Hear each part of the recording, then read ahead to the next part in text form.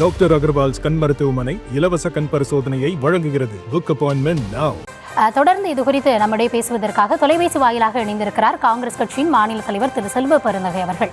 Sir வணக்கம், இணைப்பில் வந்ததுக்கு நன்றி. பாரத பிரதமருடைய வருகை, நிதி தொடர்பாக, வளர்ச்சி தொடர்பாக பேசின விவரங்கள், அது தொடர்பாக கேள்வி எழுப்பும் பொழுது திமுகவிற்கும் திமுகவின் கூட்டணி கட்சிகளுக்கும் பேசுறதுக்கு வேற ஒன்றும் இல்லை, பிரதமர் வராரு, என்ன பண்றதுன்னு அவங்களுக்கு தெரியல, அதனால இந்த நிதி தொடர்பான பிரச்சனையவே பிரதானமாக அவங்க எழுப்புறாங்க, அவங்களுக்கு செய்யறதுக்கு வேற எதுவும் இல்லை அப்படின்ற ஒரு விமர்சனத்தை எதிர்த்தரப்புல வைக்கிறாங்க. இதை நீங்க எப்படி பாக்குறீங்க?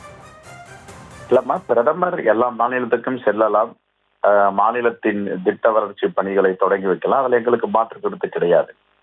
நாங்க கேட்பது எல்லாம் தமிழ்நாட்டுடைய உரிமைகள், தமிழ்நாட்டுக்கு கிடைக்க வேண்டிய நியாயமான நிதிகள் ஏன் கொடுப்பதற்கு பிரதமர் மறுக்கிறார், இதுதான் எங்க கேள்வி.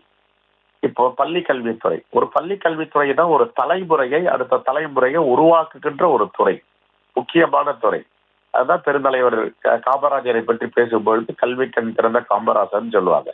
அப்படி இருக்கும்பொழுது பள்ளி கல்வித்துறைக்கு சேர வேண்டிய 2315 கோடி ரூபாயை ஏன் கொடுக்க மறுக்கிறார்கள்? என்ன காரணம்? முன்பு மும்மொழி கொள்கை திட்டத்தில் கையொப்பமிட வேண்டும் என்று பிடிவாதமாக, அராஜகமாக ஒரு கோரிக்கையை வைத்தார்கள். அதற்கு பிறகு மும்மொழி கொள்கைக்கு பிறகு புதிய கல்வி பாடத்திட்டத்தை ஏற்றுக்கொள்ள வேண்டும். நாங்க இப்போ மகாராஷ்டிரா, அவங்க ஆட்சி செய்யும் மாநிலங்களிலே இந்த பிரச்சனை வந்துருச்சு. மராத்தி தான் உயர்ந்த மொழி, மராத்தி தான் எங்களுடைய தாய்மொழி, நாங்கள் இந்தியை ஏற்றுக்கொள்ள மாட்டோம், மராத்தியம் ஆங்கிலமும் தான் அப்படின்னு போர்க்கொடி தூங்கினாங்க. எல்லா மாநிலத்திலையும் அது பத்திக்கிச்சு.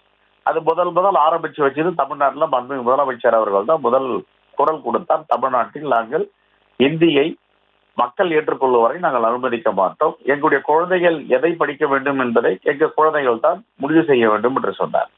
அதற்கு பிறகு பிடிவாதமாக இருந்து எல்லா மாநிலங்களும் பிரச்சனை வந்த பிறகு இது கைவிடப்பட்டது. அந்தந்த மாநிலங்களை முடிவு செய்து கொள்ளலாம் என்று ஒரு அறிவிப்பு இருக்கு. நான் என்ன சொல்றேன்னா, பாரத பிரதமர் எல்லா மாநிலங்களுக்குமான பிரதமராக இருக்க வேண்டும். தமிழ்நாட்டை ஏன் புறக்கணிக்கிறார்கள்? தமிழ்நாட்டுக்கு கிடைக்க வேண்டிய ஜிஎஸ்டி தொகையை ஏன் கொடுக்க மறுதளிக்கிறார்கள்? எய்ம்ஸ் மருத்துவமனை எப்பொழுது அது அறிவிக்கப்பட்டது? ஏறக்குறைய 3 தேர்தல் முடிந்து விட்டன, ஏன் திறக்கவில்லை? எய்ம்ஸ் மருத்துவமனை தமிழ்நாட்டிற்கு மட்டும் ஜப்பானுடைய நிதி நிறுவனம் ஜெல் போர்டிடமிருந்து அந்த பணத்தை பெறுகிறார்கள். ஆனால் பாஜக ஆளும் மாநிலங்களில் எய்ம்ஸ் கட்டப்பட்டதற்கு மாநில மத்திய நிதிநிலையிலிருந்து ஒதுக்கப்படுகிறது. இதுதான் எங்களுடைய கேள்வி. ஏன் தமிழ்நாட்டை புறக்கணிக்கிறீர்கள்? சரி, தமிழ்நாட்டுடைய பாரம்பரியம், தமிழ்நாட்டுடைய கலாச்சாரம், இலக்கியம், இலக்கணம், தமிழுடைய பெருமை எல்லோருக்கும் தெரியும். சில நேரங்களிலே பிரதமரும் தவிர்க்க முடியாமல் திருக்குறளை பற்றி வெளிநாடுகளிலே பேசுகிறார். அப்படி இருக்கும் பொழுது கீழடி அகழ்வாராய்ச்சி அறிக்கை அமர்நாத் ராமகிருஷ்ணன் தாக்கல் செய்கிறார். இதை திருத்தி எழுதுங்கள். அப்படி என்றால் தமிழ்நாட்டை புறக்கணிப்பதாகத்தான் அர்த்தம்.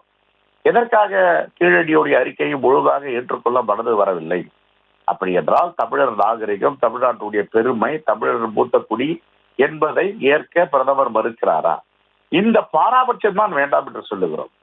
இப்போ இந்த எதிர்கால திட்டங்கள், அடுத்த கட்ட நடவடிக்கைகள், தமிழ்நாடு தான் 3வது மிகப்பெரிய மாநிலம் ஜிஎஸ்டி செலுத்துவது, தமிழ்நாடு தான் முதன்மையான மாநிலம் எலக்ட்ரானிக் பொருள்களை ஏற்றுமதி செய்வது. இவ்வளவு அசூர வளர்ச்சியில் தமிழ்நாடு சென்று கொண்டிருக்கிறது. இவ்வளவு வரியை, ஜிஎஸ்டியை தமிழ்நாடு செலுத்தி கொண்டிருக்கிறது. எதற்காக நீங்கள் தமிழ்நாட்டை புறக்கணிக்கிறீர்கள்? இதான் எங்களுடைய கேள்வி. இதற்கு மட்டும் பதில் சொல்லட்டும். எங்களுடைய வரி பணத்தை, தமிழ்நாட்டு மக்களுடைய வியர்வையை, ரத்தத்தை சிந்தி வரியாக நாங்கள் கொடுக்கிறோம்.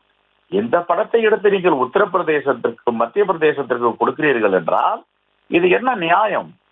இதைத்தானே நாங்கள் கேட்கிறோம். பாராபட்சம் ஏன் காட்டுகிறீர்கள்? இதற்கு அவர்கள் முதலில் பதில் சொல்லட்டும்.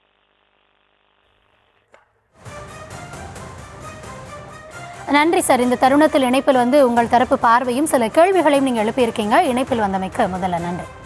டாக்டர் அகர்வால்ஸ் கண் மருத்துவமனை இலவச கண் பரிசோதனையை வழங்குகிறது. Book appointment now.